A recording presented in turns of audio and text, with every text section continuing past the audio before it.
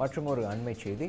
திருச்சியில் காவலர் குடியிருப்புக்குள் படுகொலை நடந்த சம்பவம் அதிர்ச்சி அளிப்பதாக நயினார் நாகேந்திரன் தெரிவித்திருக்கிறார். கடந்த 4 ஆண்டுகளில் கொலை, கொள்ளை, பாலியல் வன்கொடுமை உள்ளிட்ட குற்றங்கள் சர்வசாதாரணமாகி விட்டது எனவும் அவர் தெரிவித்திருக்கிறார்.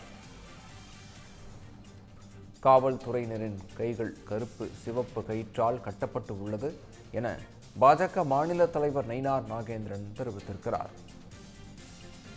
இது குறித்த கூடுதல் விவரங்களை வழங்க இணைகிறார் எமது செய்தியாளர் ஸ்ரீ சந்தோஷ். சந்தோஷ், விவரங்களை வழங்கலாம்.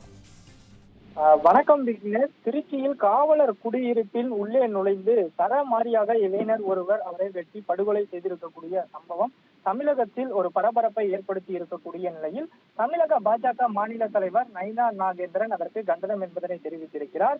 குறிப்பாக திமுக அரசின் அலங்கோல ஆட்சியில் அடுக்கடுக்காக தொடரும் படுகொலைகள் என்ற தலைப்பில் இந்த அறிக்கை என்பதும் வெளியிடப்பட்டிருக்கிறது. குறிப்பாக திருச்சி பீமா நகரில் உள்ள காவலர் குடியிருப்புக்குள்ளேயே ஒருவர் ஓட விரட்டி படுகொலை செய்யப்பட்டுள்ள சம்பவம் கடும் அதிர்ச்சி அளிப்பதோடு திமுக ஆட்சியில் பொதுமக்களுக்கு எங்கு சென்றாலும் பாதுகாப்பு இல்லை என்ற உண்மையை நெற்றியில் அடித்தார் போல நமக்கு மீண்டும் ஒரு முறை உணர்த்தி இருப்பதாகவும் கூறியிருக்கிறார்.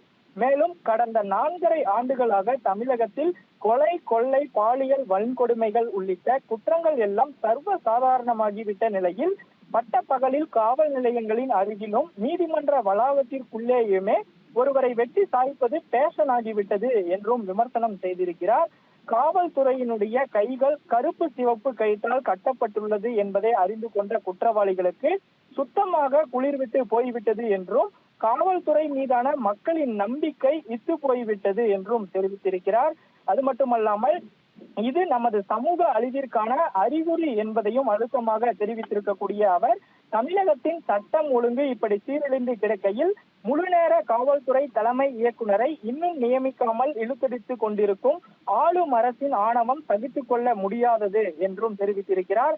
பொதுமக்களின் உயிர்களை பணயம் வைத்து இப்படி பல்லாங்குழி ஆடிக்கொண்டிருக்கும் இந்த தீய சக்தியான திமுகவை முளையிலேயே கிள்ளி எறியப்பட வேண்டிய கள்ளிச்செடி என்றும் விமர்சனம் செய்திருக்கிறார்.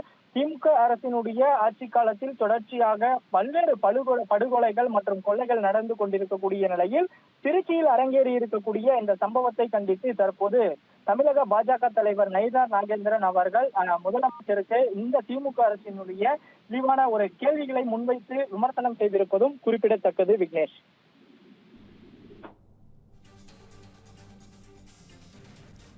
விவரங்களுக்கு நன்றி ஸ்ரீ சந்தோஷ்.